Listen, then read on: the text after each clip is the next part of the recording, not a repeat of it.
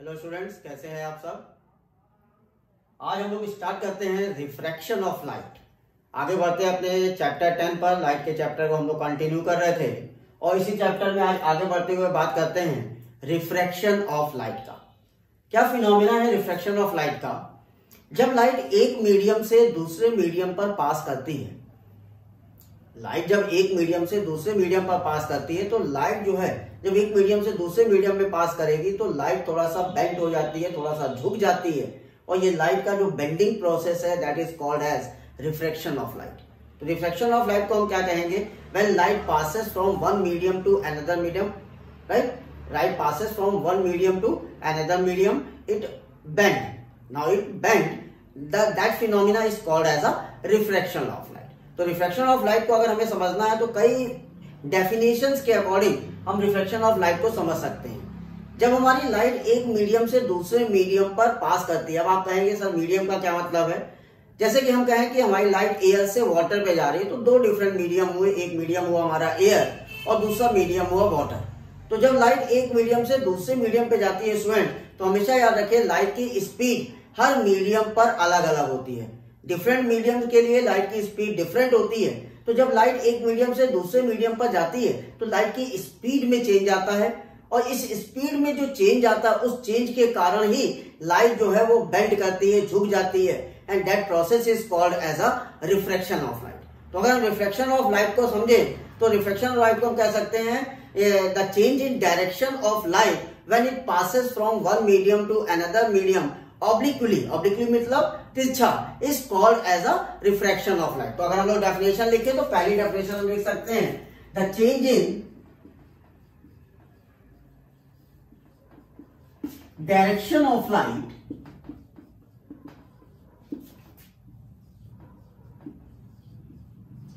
when it passes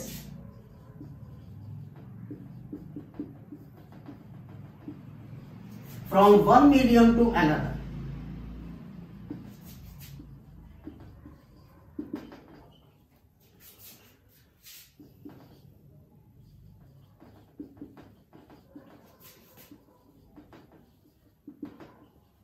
obliquely is called refraction of light.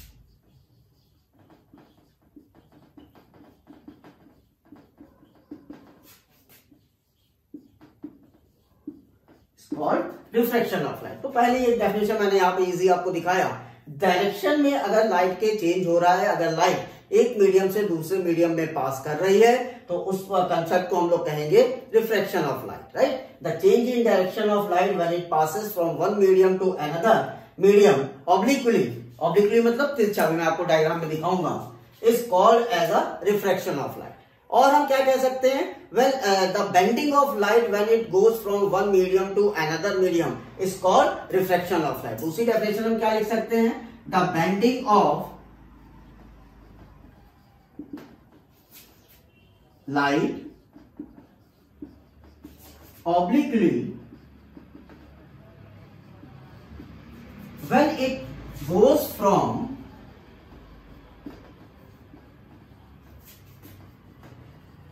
one medium to another medium.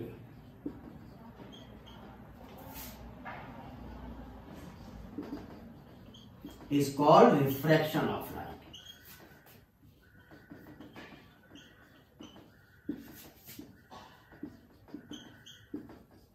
Is called refraction of light. तो एक definition और हमारी तैयार हो गई, राइट? अब आप कहेंगे मीडियम का क्या मतलब है? द रिफ्रैक्शन ऑफ लाइट कब होगा? When light passes from air to water, there is a phenomena of refraction of light, ठीक है? तो अगर हम एग्जांपल का यहाँ पे एक एग्जांपल लें तो हम कह सकते हैं when light passes from air to water or water to air. When light passes from air to water, there is a phenomena of refraction. Then there is phenomena of refraction. Right. तो दो definitions मैंने आपको दिखाया कि light को, refraction of light को कैसे हम डिफाइन कर सकते हैं। साथ साथ स्टूडेंट्स आप ध्यान रखिए कि लाइट की स्पीड डिफरेंट होती है फॉर द डिफरेंट सब्सटेंस और डिफरेंट मीडियम। तो जब लाइट एक मीडियम से दूसरे मीडियम में पास करता है तो उसकी स्पीड में भी चेंज आता है, और due to change in speed there is a cause of refraction of light. तो इस बात को भी हम लोग यहां पर नोट कर लेते हैं।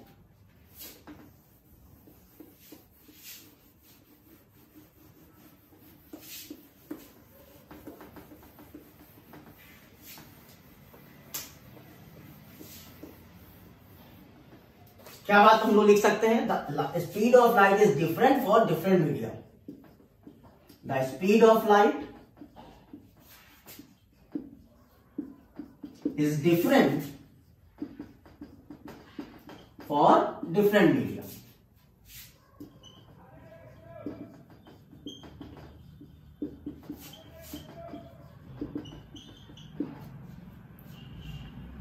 Right? So the speed of light is different for different medium. So when the light passes from one medium to another, its speed change and that cause the reflection. Right? When light passes, when light goes from one medium to another,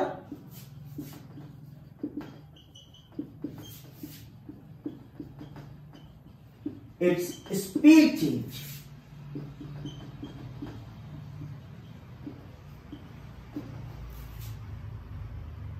Right? And that cause the refraction of light.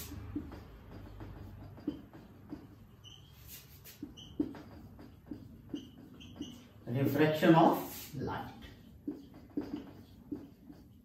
Right. तो refraction of light को हम इस तरीके से और समझ सकते हैं कि हर लाइट की स्पीड हर मीडियम में अलग अलग होती है। जब लाइट एक मीडियम से दूसरे मीडियम में पास करती है तो उसकी स्पीड में चेंज आता है, और ये कॉज हमारा कहलाता है रिफ्रैक्शन ऑफ लाइट का। डायग्राम से इसको देखा जाए स्टूडेंट्स, अगर तो डायग्राम से अगर हम लोग रिफ्रैक्शन ऑफ लाइट के प्रोसेस को देखें और उनके टर्मिनोलॉजीज को समझें तो हम लोग कह सकते हैं, मान लीजिए मैंने कहा कि मेरे पास दो मीडियम है, here the medium is air and here the medium is water. Right. ये वाला जो आप मीडियम देख लो, मैंने आपको वाटर देखिए बना भी दिया है, ये वाटर है, here the medium is water. Right. तो अगर लाइट हमारा रेयरर मीडियम यानी कि हमारे एयर से लाइट वाटर में पास करेगा तो दो डिफरेंट मीडियम है। जब हमारी लाइट एयर पे आई, ये लाइट है, राइट। तो इस लाइट को जब एयर पे लाइट आ जा रही है, इसे हम लोग कहेंगे incident ray. Incident ray, right. जब ये लाइट एक मीडियम से दूसरे मीडियम यानी वाटर पे जाएगी तो ये जो वाटर पे लाइट गया है ये हमारी कहलाएगी रिफ्लेक्टेड रे।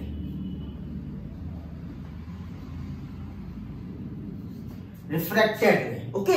अब जब हमारी लाइट रेयर आपके एयर मीडियम से आपके वाटर मीडियम पे जा रहा है तो लाइट, ये जो आप लाइन देख रहे हो, this is called as a normal. ठीक है। तो लाइट इंसिडेंट रे नॉर्मल के साथ जो एंगल बनाएगा उसे हम लोग कहेंगे आई, और ये एंगल हमारा कहलाएगा angle of incidence. Angle of incidence. इसी तरह नॉर्मल के साथ रिफ्लेक्टेड रे जो एंगल बनाएगा उसे हम लोग स्टूडेंट्स कहेंगे angle of refraction.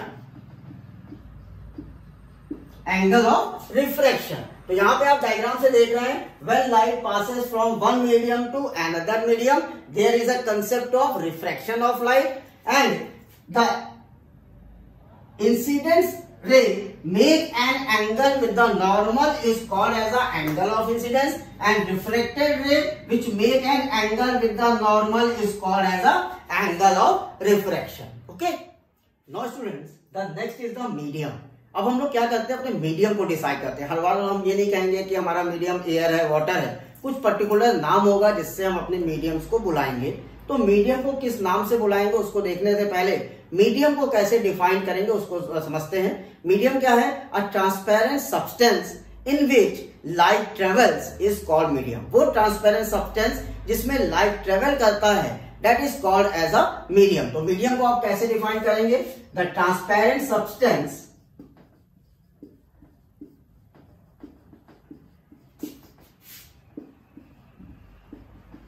in which light travels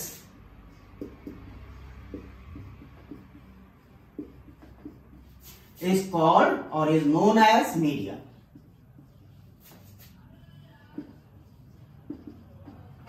Right? तो मीडियम क्या है? The transparent substance in which light travels is called medium. वो ट्रांसपेरेंट सब्सटेंस जिस पर लाइट ट्रेवल करेगा वो कहलाएगा मीडियम। टाइप्स ऑफ मीडियम की अगर हम लोग बात करें, टाइप्स ऑफ मीडियम, तो मीडियम को बेसिकली स्टूडेंट्स हम लोग दो पार्ट में डिवाइड करेंगे। First is optically rarer medium,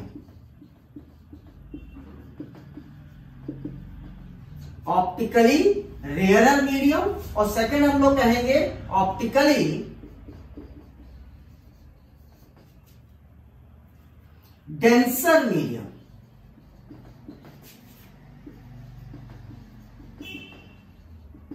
optically denser medium. तो मीडियम को स्टूडेंट्स हम लोग दो पार्ट में डिवाइड करेंगे, optically rarer medium, optically denser medium. ये नहीं कहेंगे कि हमारा मीडियम एयर है, वाटर है। हमें पता है हमारा मीडियम क्या है, एयर है, वाटर, लेकिन उनको पर्टिकुलर टेक्निकल नेम से हम लोग बोलेंगे रेयरर मीडियम है या हमारा डेंसर मीडियम है। कैसे इसको डिफाइन करेंगे? वो मीडियम जिसमें स्पीड ऑफ लाइट ज्यादा होगा वो मीडियम हमारा कहलाएगा rarer medium. The medium in which the light speed of light is more is called as a rarer medium, right? The medium in which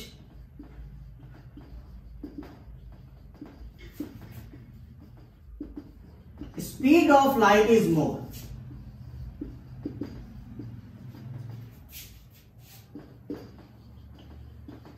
is called rarer medium or optically rarer medium,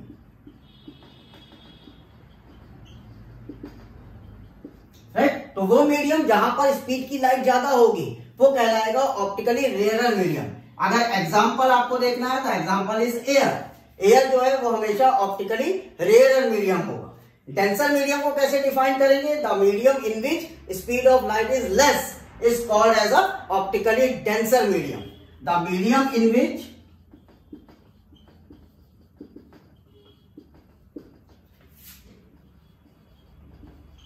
speed of light is less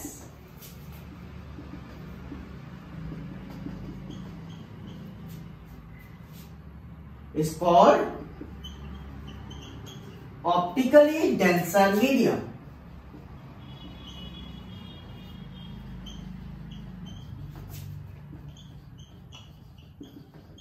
right? Example अगर आपको लेना है तो example आप ले सकते हैं water. Water हमेशा हमारा डेंसर मीडियम होता है और एयर हमेशा रेयरर मीडियम होता है। मींस स्पीड ऑफ लाइट जो है वो एयर में ज्यादा होती है और वाटर में स्पीड ऑफ लाइट जो है वो हमेशा कम होती है। So air is called as a optically rarer medium and water is called as a optically denser medium. तो मीडियम स्टूडेंट्स आपको समझ में आया, वो ट्रांसपेरेंट सब्सटेंस जिस पर लाइट ट्रेवल करेगा that is called as a medium. और मीडियम को हम लोग दो नाम से पुकारेंगे कि हमारा मीडियम रेयरर है या हमारा मीडियम डेंसर है। ओके नाउ स्टूडेंट्स, अब आगे बढ़ते हैं रिफ्रैक्शन के टॉपिक पर। अभी तक हम लोगों ने रिफ्रैक्शन की डेफिनेशन को देखा और रिफ्रैक्शन में मीडियम को डिफाइन किया कि मीडियम हमारे दो टाइप के होंगे, rarer medium and denser medium. अब हम लोग रेयरर और डेंसर मीडियम ही वर्ड बोलेंगे, राइट? हमने एग्जांपल भी आपको बताया कि अगर रेयरर मीडियम है तो जैसे एयर है वो रेयरर मीडियम कहलाएगा, वाटर डेंसर मीडियम कहलाएगा। अब बात करते हैं रूल्स ऑफ रिफ्रैक्शन। क्या है रूल्स, उसको समझते हैं। तो फर्स्ट रूल हमारा कहता है, जिसको मैं कह रहा हूं रूल 1।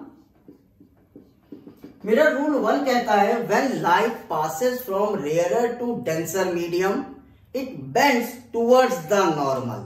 क्या मतलब हुआ? अगर हमारी लाइट, मान लीजिए मैं यहां पे आपको दिखाता हूं, ये मीडियम मैंने कहा रेयरर है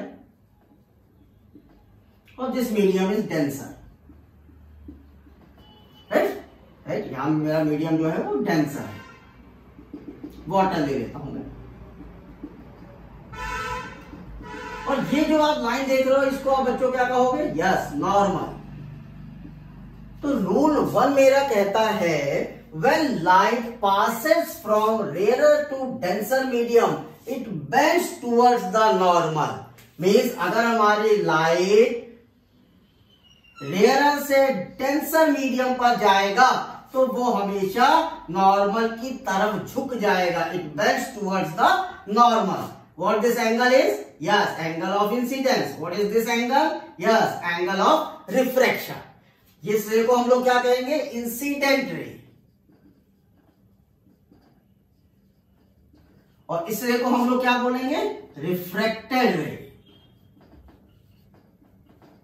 डायग्राम में हर पॉइंट आपको दिखाना होगा। तो रूल 1 मेरा क्या कहेगा? When light passes from rarer to denser medium, it bends towards the normal। तो पहला rule, when light ray passes from rarer to denser medium,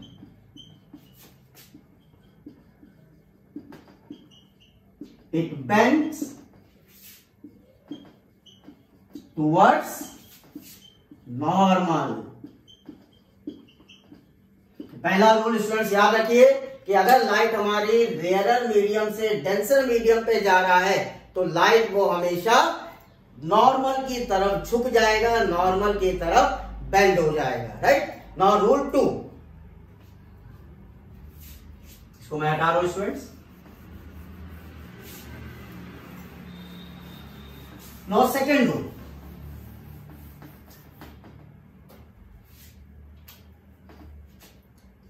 rule number 2। rule 2 मेरा कहता है when light passes from denser to rarer medium it bends away from the normal। Means अगर light denser से rare medium में जा रहा है तो वो हमेशा नॉर्मल से दूर भागेगा। डायग्राम में फिर से देखते हैं। This is the rarer medium and this is our denser medium। है, वैसे मैं denser medium वाटर ले लेता हूं students.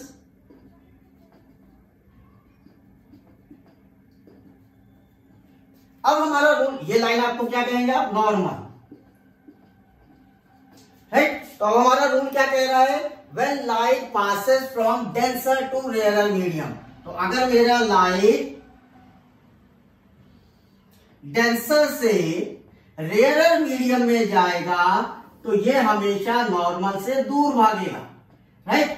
When light passes from denser to rarer medium, it bends away from the normal। What is this angle? This is angle of incidence। What is this angle? This is angle of refraction। This ray is incident ray, this ray refracted ray। And what our rule says? When light, इसको मैं थोड़ा नीचे लिख दे रहा हूं students. Not rule क्या कह रहा है? When light passes from denser to rarer medium,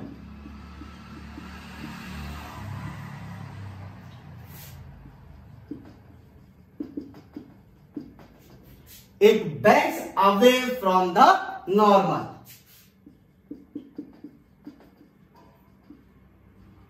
away from normal। तो दो रूल हमने सीखे। अगर लाइट रेयर से डेंसर जाएगा तो नॉर्मल की तरफ बेंड करेगा।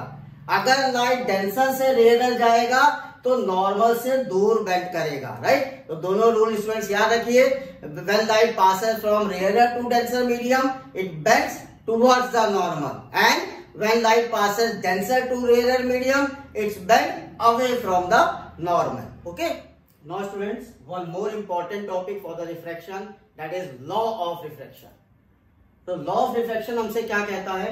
According to the law of reflection, the incident ray, the refracted ray, and the normal to the interface of two medium at the point of incidence lie on a same plane। Means the incident ray, refracted ray, and the normal all are lie on a same plane. The incident ray, the reflected ray and the normal of the to the interface of two medium at the point of incidence, जहां पर ये सब मिल रहे हैं, lie on the same plane, right? And second point, a very important point, that is the ratio of sine of angle of incidence to the sine of angle of refraction is a constant.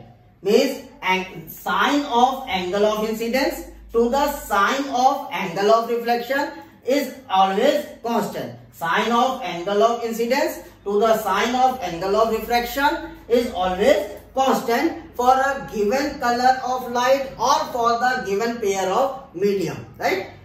Sine of incidence to the sine of refraction for a given color of light and for the given pair of medium, that ratio is always constant, and this law is called as Snell's law of refraction. ध्यान रखिए students, the sine of angle of incidence to the sine of angle of reflection is called as a Snell's law of refraction. Mathematically इस law को कैसे लिखते हैं वो मैं आपको दिखाता हूं. इसे मैं रब कर रहा हूं, आप लोगों ने नोट कर लिया होगा.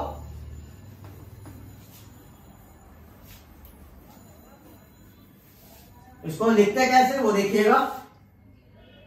If angle of incidence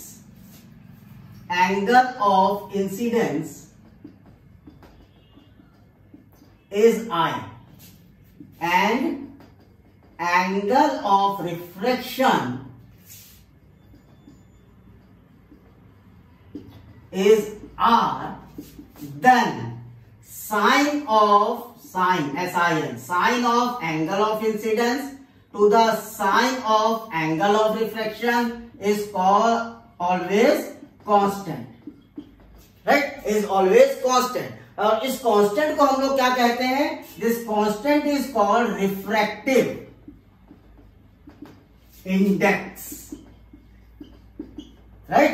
this constant को हम लोग किस नाम से पुकारते हैं? Refractive index. और रिफ्रैक्टिव इंडेक्स को बेटा हम लोग कैसे शो करेंगे? रिफ्रैक्टिव इंडेक्स को हम लोग शो करेंगे म्यू से.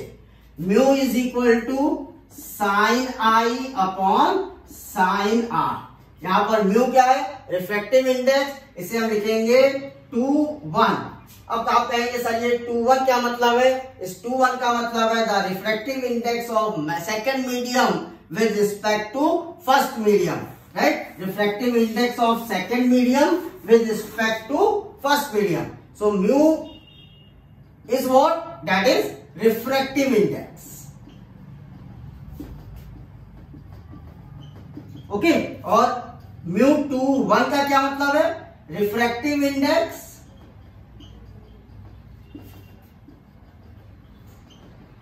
of medium 2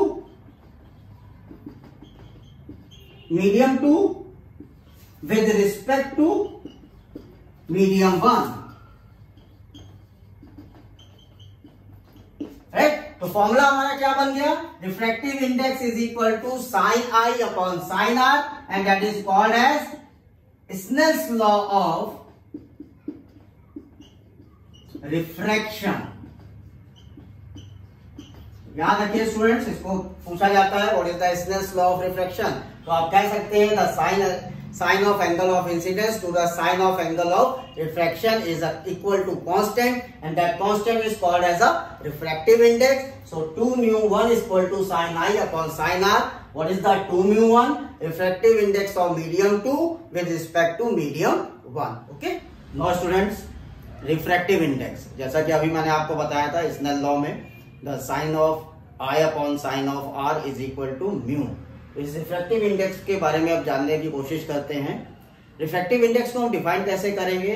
refractive index of a medium is the ratio of speed of light in a vacuum और air to the speed of light in a medium. तो अगर refractive index को आपको डिफाइन करना है तो आप कहेंगे the refractive index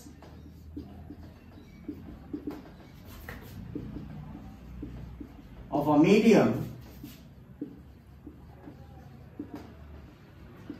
is a ratio of speed of light in vacuum or air to the speed of light in a medium, right. तो रिफ्रैक्टिव इंडेक्स को डिफाइन कैसे करेंगे? Refractive index of a medium is the ratio of speed of light in a vacuum और air to the speed of light in a medium. It is denoted bye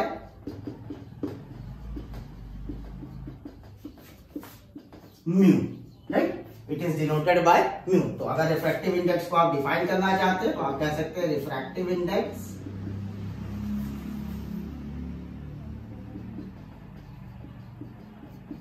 mu is equal to speed of light in vacuum to the speed of light in media, right? This is C upon V. C is what? C is the speed of light and V is the speed of light in medium. Here C is speed of light in vacuum and V is speed of light in medium, right. तो ये हमारा refractive index का definition और कैसे refractive index को हम लोग define कर रहे हैं उसका तरीका मैंने आगे बताया आपको। अब अगर हम कहते हैं refractive index of medium 2 with respect to medium 1, उसको कैसे लिखेंगे वो तरीका देखिए।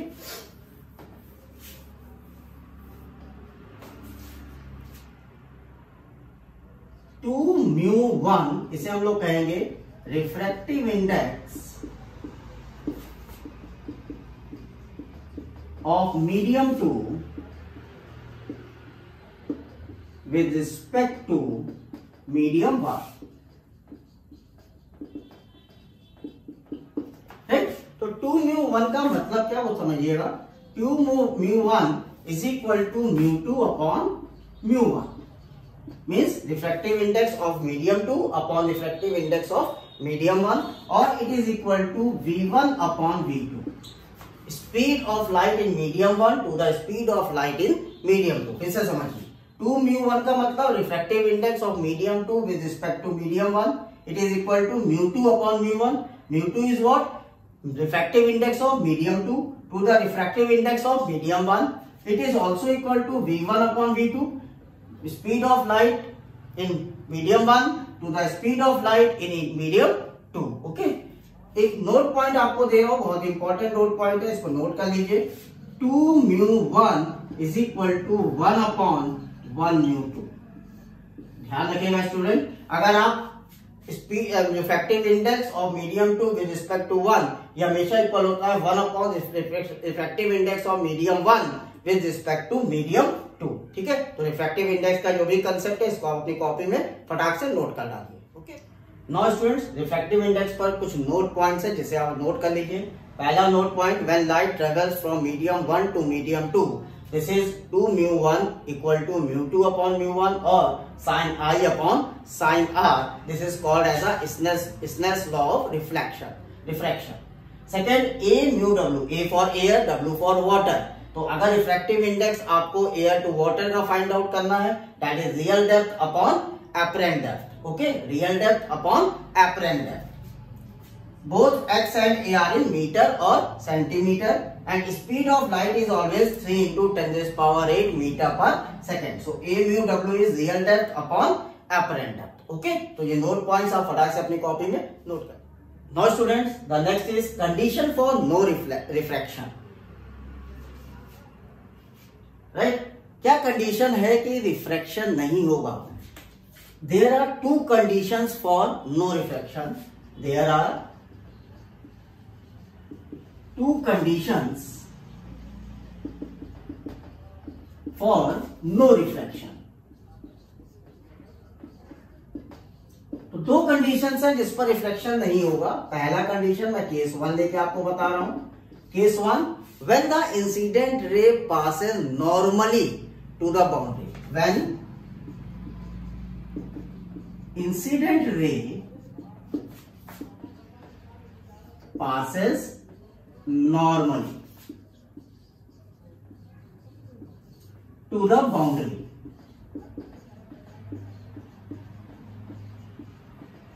तो पहला केस है, अगर इंसिडेंट रे नॉर्मली पास करेगा बाउंड्री से तो कभी भी रिफ्रैक्शन नहीं होगा। क्या कहना चाहता हूं मैं, मान लीजिए मैं कह रहा हूं ये मेरा एक कोई सरफेस है, राइट, ये कोई मेरा एक सरफेस है और इस सरफेस पे इंसिडेंट रे आपका नॉर्मली आया ऐसे, ठीक, यहाँ का रिफ्लेक्टिव इंडेक्स μ1 मान लेता हूं, इसका रिफ्लेक्टिव इंडेक्स μ2 मान ले रहा हूं, राइट, ये मीडियम है। तो अगर हमने इंसिडेंट रे को नॉर्मली डाला है तो इसमें ध्यान रखिए कि हमारी रिफ्रैक्टेड रे भी नॉर्मली ही पास कर जाएगा। इसका मतलब क्या हुआ, अगर इंसिडेंट रे नॉर्मली है तो स्टूडेंट्स एंगल ऑफ इंसिडेंस कितना होगा, एंगल ऑफ इंसिडेंस हमारा 0 होगा, राइट, एंगल ऑफ इंसिडेंस कितना होगा, 0 होगा, राइट, क्योंकि नॉर्मल से रेफरेंस में लेते हैं तो नॉर्मल ऐसे है तो आपने लाइट भी ऐसे डाली तो नॉर्मल और लाइट के बीच में एंगल कितना बना, 0 बना। सो व्हेन इंसिडेंट रे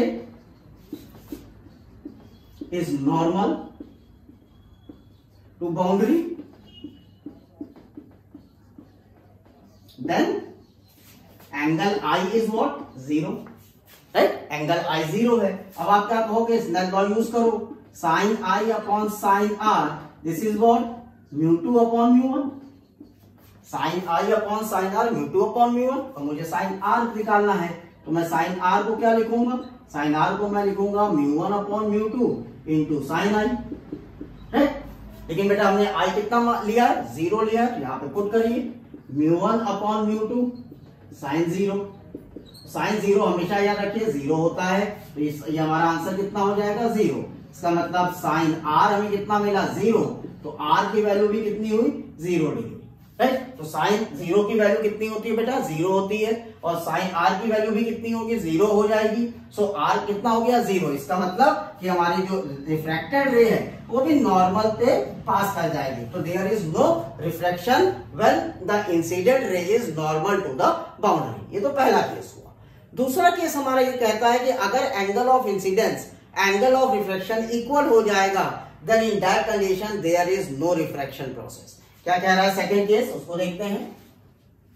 इसको हटा रहा हूं, आपने नोट कर लिया होगा।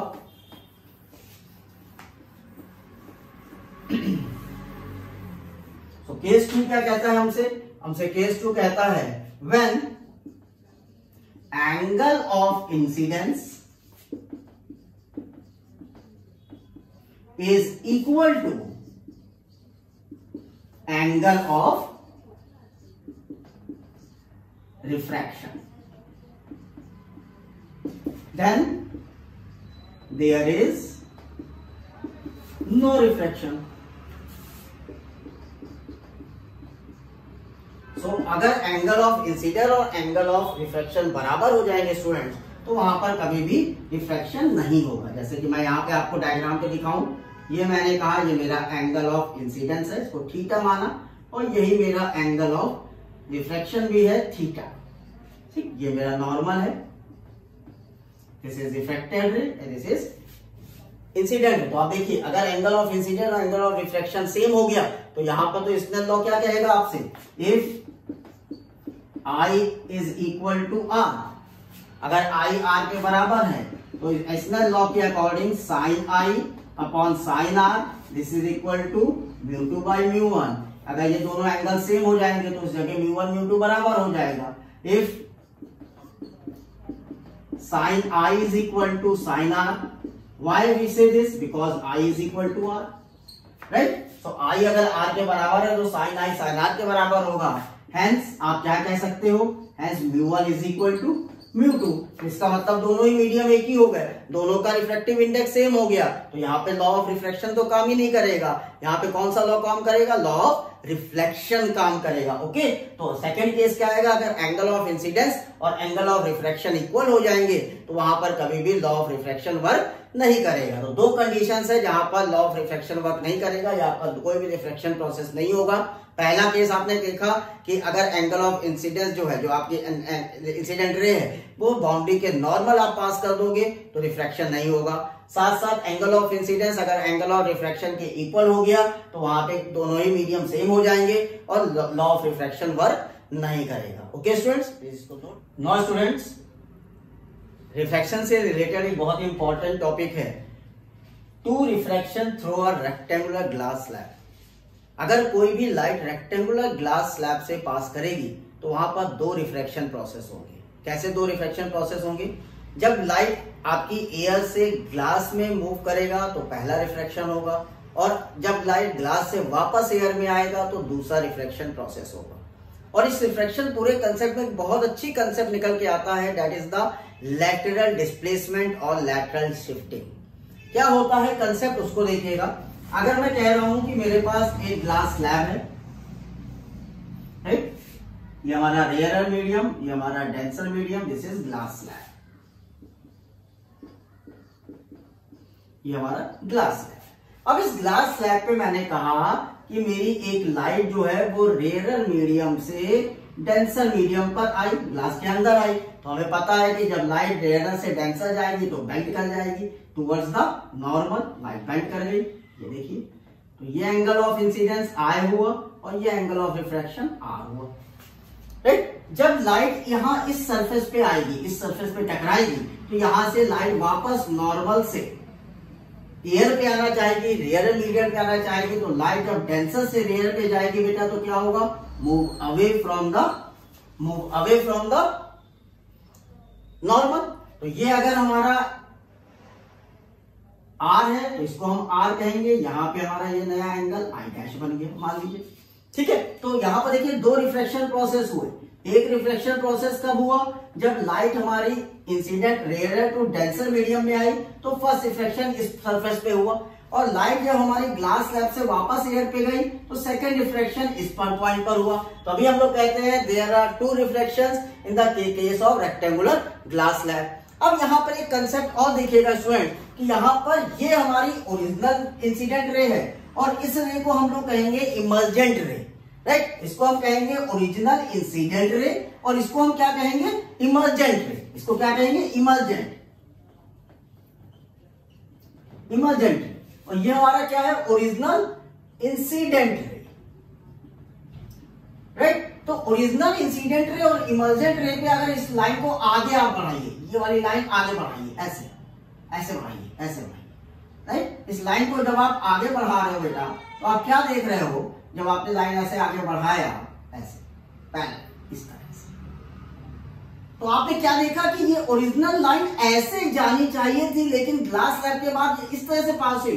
तो यहां पर एक थोड़ी सी डिस्टेंस में शिफ्टिंग हुई, किसमें? ओरिजिनल इंसिडेंट रे की डिस्टेंस में थोड़ा सा शिफ्टिंग हुई, और इसको हमने शिफ्टिंग को कहा एक्स, और ये एक्स यहां पे हमारा कहलाया लैटरल शिफ्ट। ये एक्स हमारा क्या कहलाया? लैटरल डिस्प्लेसमेंट और लैटरल शिफ्ट। तो जब भी कोई भी लाइट ग्लास स्लैब से पास करेगी तो ओरिजिनल लाइट अपने ओरिजिनल पाथ से डाइवर्ट होती है, और कितना डाइवर्ट हुई उसको हम किस नाम से जानते हैं? लैटरल शिफ्टिंग के नाम से जानते हैं। ओके, अब हम बात करने जा रहे हैं कि लैटरल शिफ्टिंग कौन कौन से फैक्टर्स पर डिपेंड करेगा। नाउ स्टूडेंट्स, लैटरल डिस्प्लेसमेंट, यहाँ डेफिनेशन और फैक्टर्स मैंने लिखे हुए हैं। क्या कहेंगे लैटरल डिस्प्लेसमेंट को?